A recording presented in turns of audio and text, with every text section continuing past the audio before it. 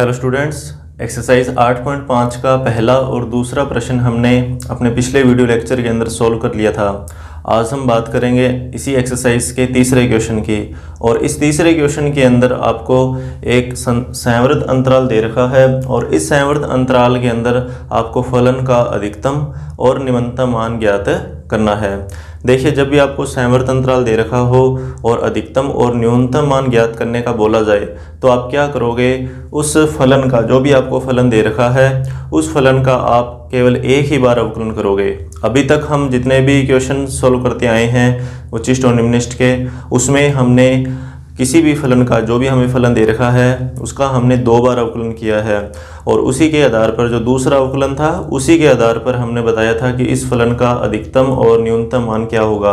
लेकिन जब आपको संवृत अंतराल दिया जाए तब आपको एक ही अवकलन से काम चलाना है, दूसरा अवकलन आपको करके नहीं देखना। आपको सिर्फ एक अवकलन करके ये बताना है इसका अधिकतम और न्यूनतम मान क्या आएगा। तो देखिए किस प्रकार से इन क्वेश्चंस को सोल्व करना है।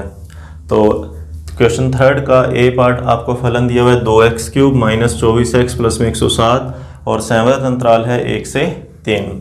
देखिए, सबसे पहले तो आप इसे y के बराबर या फिर f(x) के बराबर मान सकते हैं। तो ये आएगा 2x³ - 24x + 107। फिर यहाँ लिखेंगे x के सापेक्ष अवकलन करने पर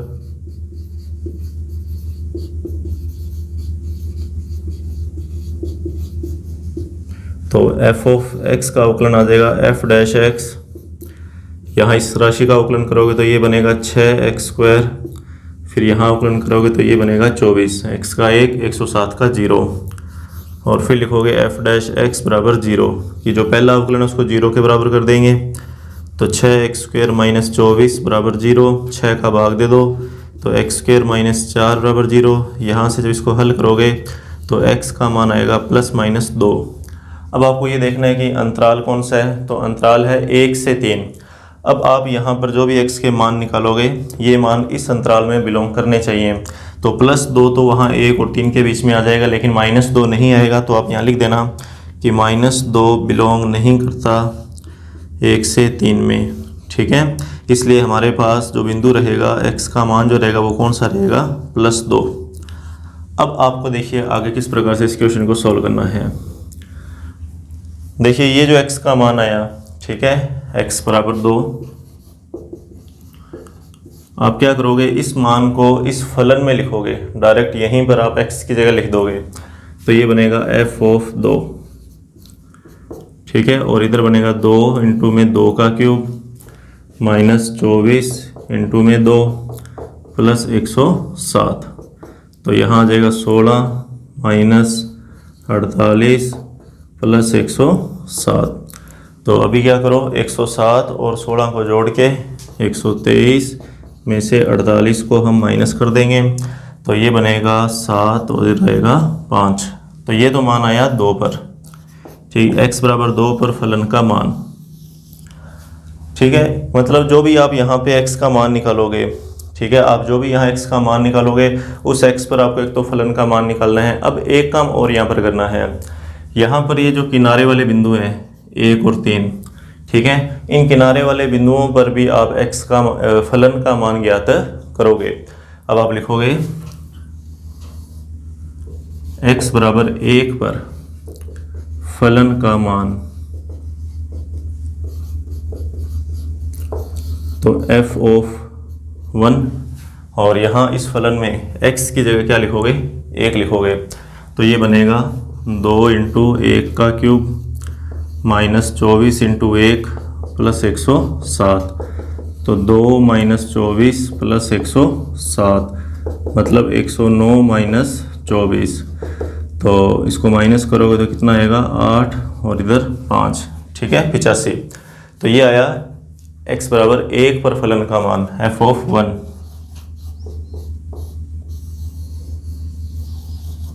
इसी प्रकार से अब आपको इस बिंदु पर 3 पर फलन का मान ज्ञात करना है। x बराबर 3 पर फलन का मान, तो f(3), तो 2 इंटू 3 का क्यूब 24 इंटू 3 प्लस 107, तो 3 का क्यूब 27 दूनी 54 माइनस 24 दिया 72 प्लस 107, तो 107 और 54 को जोड़ा तो 161 माइनस 72, ठीक है। और 161 में से 72 को माइनस करोगे तो इधर आएगा 9 और इधर आएगा 15 माइनस 7 8 89, तो f ऑफ 3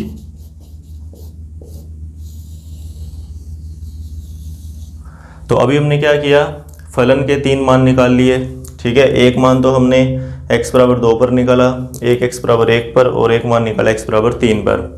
अब आपको करना क्या है, ये जो मान आए हैं, ठीक है, इन्हीं मानों के आधार पर आपको अधिकतम और न्यूनतम मान बताना है। अब आप ये देख लो कि इन तीनों में से कौन सा मान सबसे बड़ा है और कौन सा मान सबसे छोटा है। तो आपको साफ दिखाई दे रहा होगा कि सबसे बड़ा मान तो है 89 जो कि x बराबर 3 पर है। तो हम लिख देंगे कि x बराबर 3 पर फलन का मान अधिकतम है, ठीक है। x बराबर 3 पर फलन का मान क्या है, अधिकतम, और वो अधिकतम मान कितना है 89, और न्यूनतम मान जो है वो 75 है जो कि x बराबर 2 पर है। तो x बराबर 2 पर फलन का न्यूनतम मान बराबर 75। तो इस तरीके से आपको संवर्त अंतराल के क्वेश्चन सोल्व करने हैं। अभी ऐसे ही 1-2 क्वेश्चन और हम सोल्व करेंगे ताकि ये आपको मेथड अच्छे से समझ में आ सके। तो देखिए सेकंड पार्ट इस क्वेश्चन का, फलन आपको दे रखा है बहुपद के रूप में फिर से, और x का मान जो बिलोंग कर रहा है वो संवर्त अंतराल 0 से 2 में है।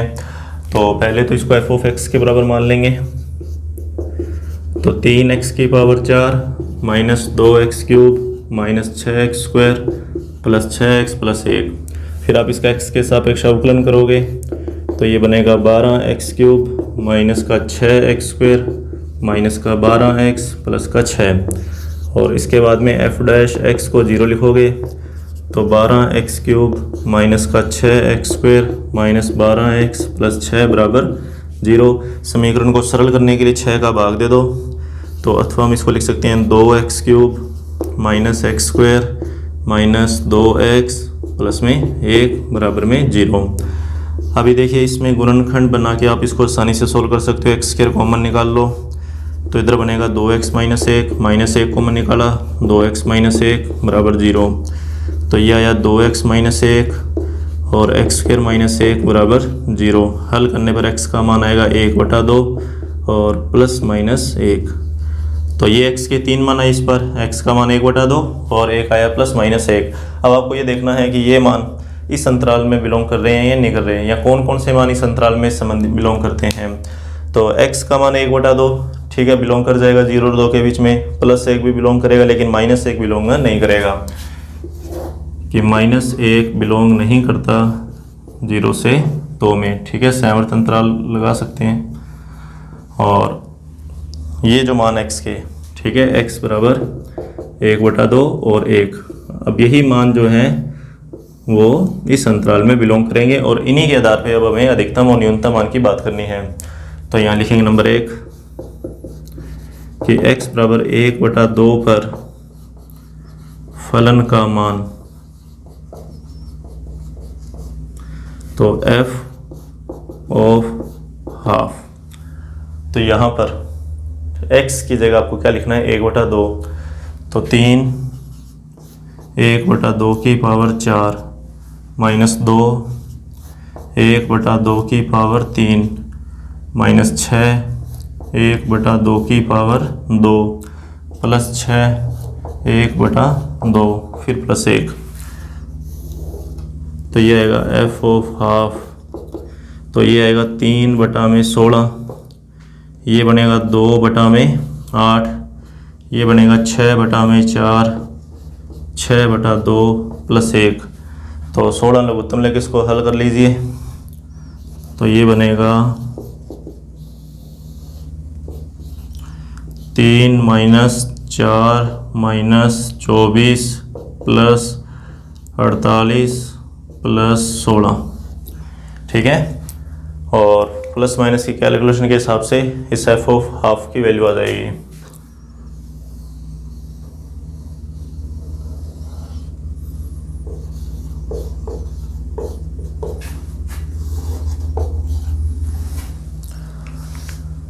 तो 48 और ये 16 64, 64 और ये 3 67 माइनस 28, तो ये आया नीचे 16 और ऊपर 67 में से 28 को माइनस कर देंगे तो 3 और 9, तो 39/16, ये तो आ जाएगा। चलो 1/2 पे फलन का मान। अब हम मान निकालेंगे x बराबर 1 पर, ठीक है, x बराबर 1 पर।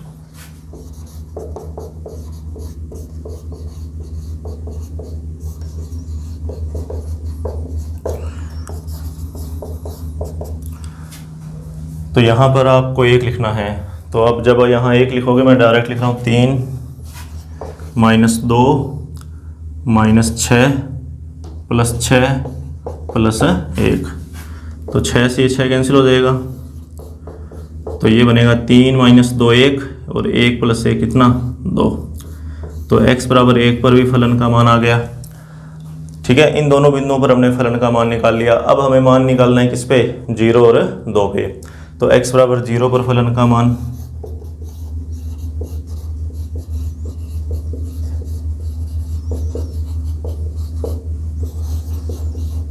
तो जहाँ x है वो सारा 0 हो जाएगा, ये सारे 0 हो जाएगा, बचेगा क्या 1। तो x बराबर 0 पर फलन का मान कितना आया, 1 आया। और अब मान निकालना है x बराबर 2 पर।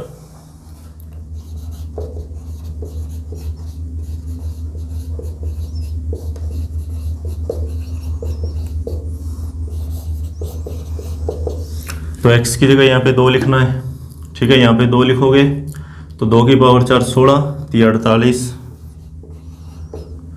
फिर यहाँ पे 2 लिखा, ये 16 बन जाएगा, फिर यहाँ 2 लिखा तो 4 6 24 आ जाएगा, फिर यहाँ 2 लिखा 12 और लास्ट में प्लस 1,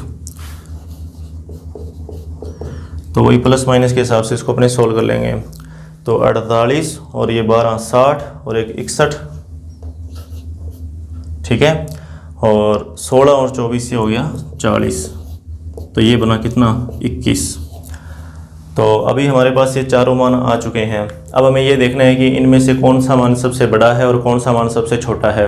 तो देखिए बड़ा मान, तो सबसे बड़ा मान तो हमारे को साफ दिखाई दे रहा है, कौन सा है 21, कि x बराबर 2 पर फलन का मान सबसे बड़ा है और वो कितना है 21। तो अधिकतम मान जो है वो इसका वो तो है 21, ठीक है। ये तो है मैक्सिमम वैल्यू। और अब बात करते हैं न्यूनतम मान की, कि सबसे छोटा मान कौन सा है।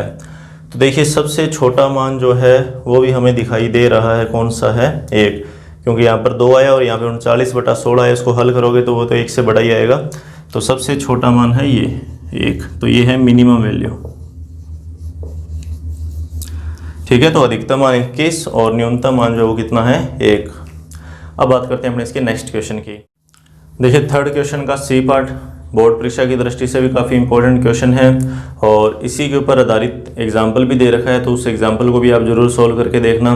देखिए इस क्वेश्चन को किस तरीके से सोल्व करना है। सबसे पहले तो हम इस फलन का अवकलन कर देंगे।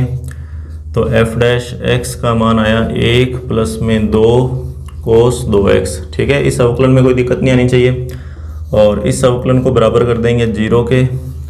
तो 1 प्लस में 2 कोस 2x बराबर 0। तो यहाँ से कोस 2x का मान निकाल लेंगे, तो कोस 2x का मान आएगा -1/2। अब आपको ये देखना है कि कितने डिग्री पे कोस का मान -1/2 होता है। तो ये मान होता है 1/2 120 डिग्री पर। -1/2 की जगह मैंने लिखा कोस 120 मतलब 2π/3। और अब आपको यहाँ पर एक सूत्र लगाना है जो कि हमने 11th क्लास के अंदर पढ़ा हुआ है। वो सूत्र ये है कि जब कोस थीटा का मान कोस अल्फा के बराबर हो तो मैं थीटा की जगह लिख सकता हूँ 2n π प्लस माइनस अल्फ़ा, जहाँ n जो है वो एक पूर्णांक है। ठीक है,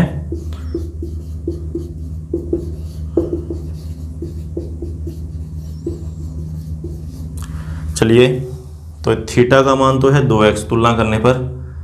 ठीक है, इस थीटा की जगह तो ये 2x आएगा और ये मान आएगा इस अल्फा की जगह, तो ये बनेगा इस सूत्र के अनुसार। ठीक है, इस सूत्र के अनुसार 2x बराबर 2n पाई प्लस माइनस 2 पाई बटा 3, 2 का भाग दे देंगे तो x का मान आ जाएगा n pi plus minus pi बटा 3। अब यहाँ आपको क्या करना है, n का मान लिखना है और इस अंतराल के आधार पे, ये अंतराल है 0 से लेकर 360 तक। ठीक है, 0 से 360 डिग्री तक का ये अंतराल है। उस अंतराल के आधार पे यहाँ पर x का मान निकालना है। जैसे मान लो मैंने n का मान लिया, ठीक है, ये 2 अलग सूत्र हो गया। मान लो n का मान 0 लिया, तो 0 लेने पर x का मान आएगा 0 प्लस माइनस पाई बटा 3। अब देखिए प्लस पाई बटा 3 तो उसमें बिलोंग करेगा, लेकिन माइनस पाई बटा 3 इस अंतराल में बिलोंग नहीं करेगा, तो माइनस पाई बटा 3 को हम छोड़ देंगे। यहाँ लिख देंगे माइनस पाई बटा 3 बिलोंग नहीं करेगा 0 से 2 पाई में। चलिए अब n के अगले मान की बात करते हैं कि n बराबर 1 लेने पर, ठीक है, अभी हम x के मान ज्ञात कर रहे हैं, ध्यान रखना, n बराबर 1 पर, यहाँ पर 1 लिखा, तो x बराबर पाई प्लस माइनस पाई बटा 3, तो ये आएगा 3 pi plus minus pi. Plus लेने पर और माइनस लेने पर अलग अलग की कैलकुलेशन उसको सोल्व करना पड़ेगा। पहले मैं इसको लिख दूँ 3 पाई प्लस माइनस पाई बटा 3, तो x का मान पहले तो आया 4 पाई, प्लस लेने पर 4 पाई बटा में 3, मतलब 240 डिग्री, तो 240 डिग्री बिलोंग करेगा इसमें। और फिर 3 पाई माइनस पाई मतलब 2 पाई बटा 3, तो 2 पाई बटा 3 भी इसमें बिलोंग कर रहा है, तो ये भी कोई दिक्कत नहीं है। n बराबर 1 पे दोनों मान आ जाएंगे। अब n बराबर बात करते हैं 2 की,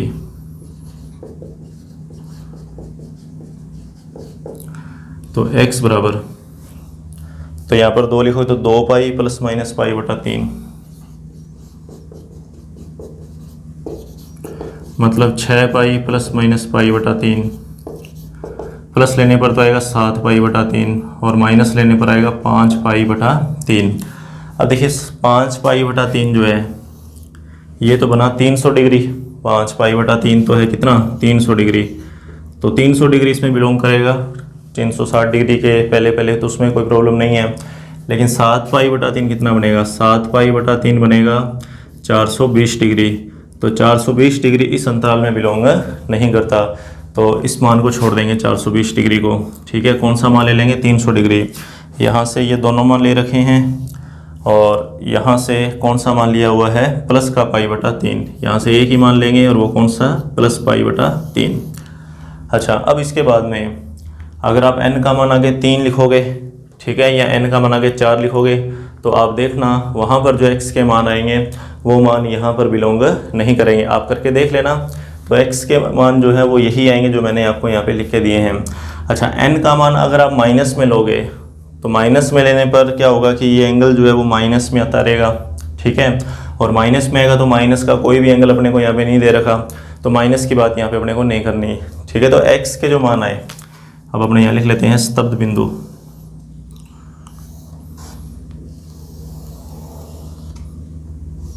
कि x के जो मान है जिसको मैं स्तब्ध बिंदु बोल सकता हूँ वो कौन कौन से हैं, तो एक मान तो है पाई बटा 3, ठीक है, यहाँ पर पाई बटा 3, फिर है 2 पाई बटा 3, ये सारे x के मान हैं, फिर है 4 पाई बटा 3, फिर है 5 पाई बटा 3। ठीक है, ये सारे आ गए x के मान। अब आपको क्या करना है, इन्हीं मानों पे चेक करना है फलन का मान क्या आएगा। ठीक है, एक तो इन मानों पे और 2 बिंदु अपने ये रहेंगे 0 और साथ में कौन सा 2 पाई। तो बात करते हैं सबसे पहले तो पाई बटा 3 की, यहाँ लिखेंगे f पाई बटा 3, तो यहाँ पर आपको पाई बटा 3 लिखना है, तो पाई बटा 3 प्लस में साइन 2 फिर पाई बटा 3, तो इसको हल करोगे पाई बटा 3 और साइन 120 डिग्री का मान होता है √3 बटा 2। ये अपना आ गया पहला मान। अब बात करते हैं 2 पाई बटा 3 की, तो ये आया 2π/3, फिर साइन 4π/3। मैं सारे मान यहाँ लिख रहा हूँ इस एक्स में। तो 2π/3 और साइन 240 डिग्री तीसरे अंतराल में, तीसरे चतुर्थांश में चला गया, और वहाँ पर साइन का मान माइनस में होता है, और हल करने पर यह आएगा -√3/2। ठीक है। अब अगले मान की बात करें कि f 4π/3 की, तो यह आएगा 4π/3, साथ में आएगा साइन 8π/3। तो 4π/3, अब साइन 8π/3, तो साइन 8π/3 का मतलब हुआ कि 448 ना, तो 480 डिग्री। अब 480 डिग्री आ गया वापस कहाँ पे, पहले में, सॉरी 360 + 120 दूसरे चतुर्थांश में चला गया, और वहाँ से साइन 120 का मान निकाले वो पॉजिटिव ही आएगा, √3/2। अब बात करते हैं अगले मान की, f 5π/3 की। तो 5π/3 और फिर साइन 10π/3, तो 5π/3। अब साइन 10π/3 मतलब 600 डिग्री। 600 डिग्री को लिखा 720 - 120 चौथे में है, और चौथे में साइन नेगेटिव होता है, तो माइनस का √3/2। 120 डिग्री पे मान होता है √3/2, लेकिन चौथे में होने के कारण माइनस में आ गया। तो ये तो हो गए स्तब्ध बिंदुओं पे फलन के मान। अब ये जो दो बिंदु होते हैं सिरे वाले, इन पे और निकालना होता है फलन का मान, तो इन पे और निकाल लेते हैं। तो f ऑफ 0, तो 0 पे 0 आ जाएगा। आप हल करके देख लेना, यहाँ पे 0 लिखा तो 0, साइन 0 की वैल्यू भी 0 होती है। और f 2π, तो ये बनेगा 2π। ठीक है, यहाँ पे 2π लिखा और यहाँ पे ये 4π बन जाएगा जब x का मान 2π लिखोगे। और साइन अगर पाई का गुणज है, चाहे विषम है चाहे सम है, तो उसका मान 0 होता है, तो 2π रह जाएगा सिर्फ मान। तो ये हमारे पास 1 2 3 4 5 और 6, ये 6 मान आ गए। अब आपको ये देखना है कि ये जो 6 मान, इनमें से कौन सा मान सबसे बड़ा है और कौन सा मान सबसे छोटा है। तो अब आप क्या करोगे, पाई की जगह 3.14 का यूज़ करके देख सकते हो कैलकुलेशन करके कि वैसे बड़ा मान और छोटा मान कौन सा आएगा। बाकी ये देखिए कि यहाँ पे तो कुछ ना कुछ वैल्यू आ रही है, ठीक है, और ये वैल्यू जो है वो प्लस में रहने वाली है।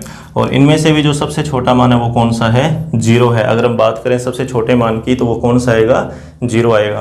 कि ये जो 0 है वो हमारे पास मिनिमम वैल्यू है, ठीक है, मिनिमम वैल्यू। और अगर मैक्सिमम वैल्यू की बात करें तो यहाँ पर कौन सी है, 2π। कि फलन का जो सबसे छोटा मान है वो 0 है, और फलन का सबसे बड़ा मान कितना है, 2π है। और चेक कैसे करना होगा, तो कैलकुलेशन करनी पड़ेगी। उसके लिए पाई की जगह आप 3.14 लिख के भी इसको देख सकते हैं कि बड़ा मान कौन सा है और छोटा मान कौन सा है।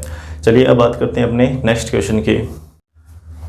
देखिए क्वेश्चन 3 का 4th पार्ट, इसमें भी आपको फलन बहुपद के रूप में दिया हुआ है, सामर्थ्य अंतराल 0 से 9 दिया हुआ है।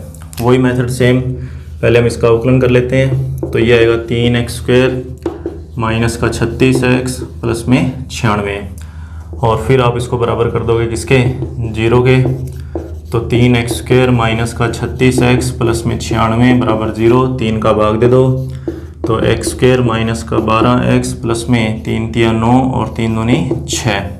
चलिए अब इसके गुणनखंड करेंगे, 8 चौका 32। तो 8 चौका 32 के हिसाब से x का मान आया 4,8। तो अभी क्या करोगे, इन दोनों पर आप इस फलन का मान निकाल लोगे, और साथ में 0 और 9 पर, ठीक है, आपको 4 मान निकालने हैं।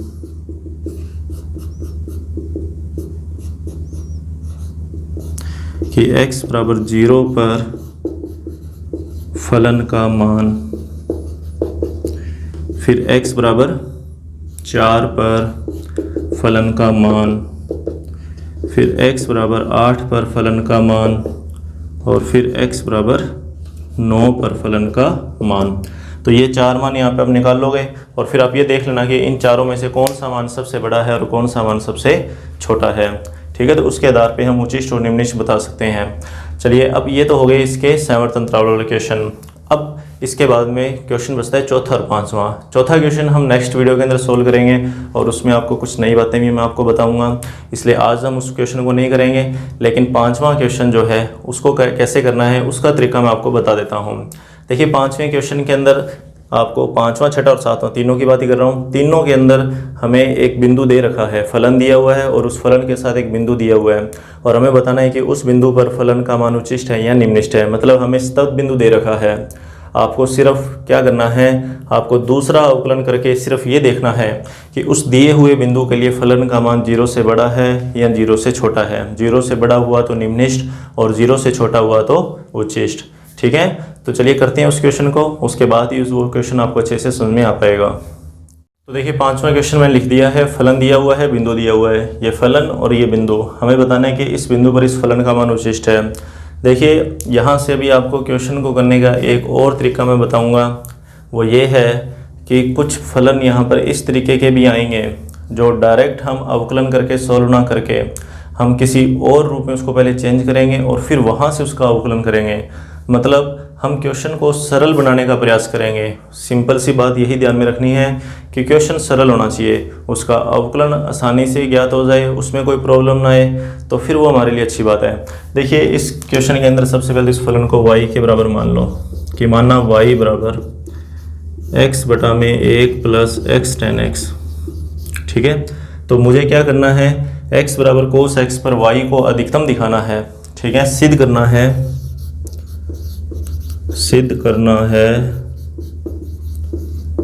क्या सिद्ध करना है कि x बराबर cos x पर y अधिकतम मान को प्राप्त होता है। ठीक है, y का जो मान है वो क्या है, अधिकतम है इस बिंदु पर। देखिए अगर मैं इसको लिख दूं 1 बटा y, मतलब इसका व्युत्क्रम कर दूं तो ये बनेगा 1 प्लस में x tan x और बटा में बनेगा x। और इसको मान लो आप कोई नया रूप, मतलब इसको z मान लो आप, और इधर से इसको कर लो अलग अलग। ठीक है, x को अलग अलग कर लिया तो मेरे पास ये एक नया फलन बन जाएगा जो कि व्युत्क्रम का फलन है। ठीक है, नया फलन है ये व्युत्क्रम, कि हमने मान लिया कि जो z है वो बराबर है 1 बटा y के। अब एक चीज़ का यहाँ पे ध्यान रखना कि ऐसे जो क्वेश्चन होंगे इस प्रकार के जो भी, उनमें क्या करना है, जैसे ये y आपको अधिकतम दिखाना है, मतलब ये वैल्यू जो है वो अधिकतम होनी चाहिए। ठीक है, और ये मान आ रहा है किसी बटा में। ठीक है, किसी बटा में आ रहा है, तो अगर बटा में कोई अधिकतम मान आएगा तो उसको हल करने पर जो मान आएगा, क्योंकि ये व्युत्क्रम है तो ध्यान रखना कि अधिकतम मान का अगर अपने व्युत्क्रम करते हैं तो वो अपने न्यूनतम मान में चेंज हो जाएगा। अपने इसको इस तरीके से भी समझ सकते हैं कि मान लीजिए किसी फलन का बड़ा मान 100 है, तो अगर मैं उसका व्युत्क्रम कर दूं तो 0.01 मैं कह सकता हूं कि ये इस फलन का न्यूनतम मान है। ठीक है, हम इसको मान सकते हैं कि y अधिकतम कब होगा, जब z जो है वो क्या हो, न्यूनतम हो। इस चीज़ का ध्यान रखना कि अगर z न्यूनतम है, अगर z न्यूनतम है तो y क्या होने वाला है, y अधिकतम होने वाला है। मतलब अगर मैंने z को सबसे छोटा दिखा दिया, अगर मैंने z को सबसे छोटा दिखा दिया तो उसके संगत y का मान सबसे बड़ा आ जाएगा, क्योंकि z जो है वो बराबर किसके है, 1 बटा y के, जो कि व्युत्क्रमानुपाती फलन है।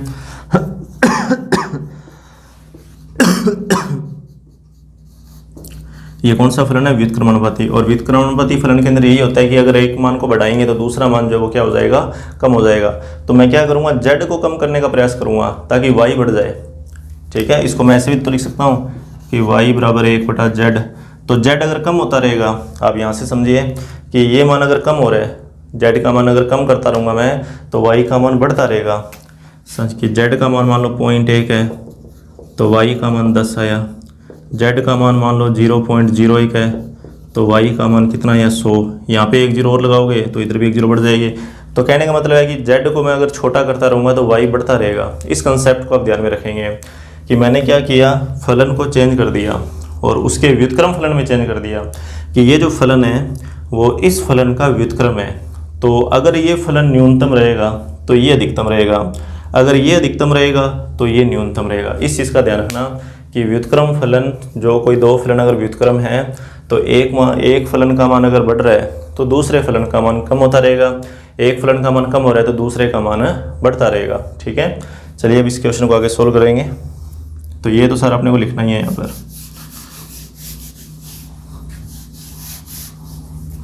चलिए अब सारा क्वेश्चन डिपेंड है z पर। ठीक है, मतलब z से ही हमारा आंसर निकलेगा। तो ये हैं z वाले को, तो समीकरण 1 का x के सापेक्ष अवकलन करने पर, तो डी जेड बटा में डी एक्स, तो 1/x का अवकलन करोगे -1/x², ठीक है, और tan x का अवकलन करोगे sec²x।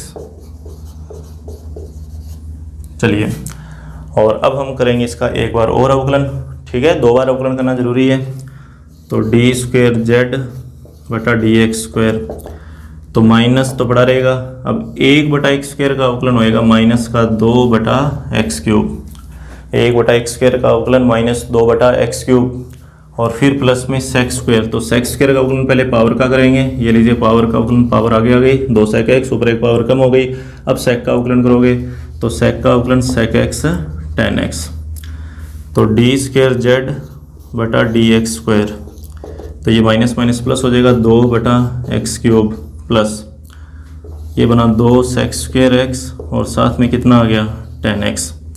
अब आप चाहो तो इसको साइन कोस के पदों में चेंज कर सकते हो, तो साइन कोस के पदों में चेंज करोगे तो ये 1/cos² और ये साइन बटा में कोस, तो ये बन जाएगा 2 sin x बटा में cos³x, ठीक है, 2 sin x बटा में cos³x। और यहाँ देखिए x का मान क्या दिया हुआ है, तो x का मान दे रखा है हमें cos x, तो आपको इस x की जगह अब एक चीज़ का और ध्यान रखना है कि उस साइड आपको कुछ भी नहीं करना, त्रिकोणमितीय फलन को आप मत चेंज करना, आप सिर्फ जहाँ आपको अकेला x दिखाई दे रहा है वहाँ पर आप x का मान लिख दो, ठीक है, कि दिए गए बिंदु पर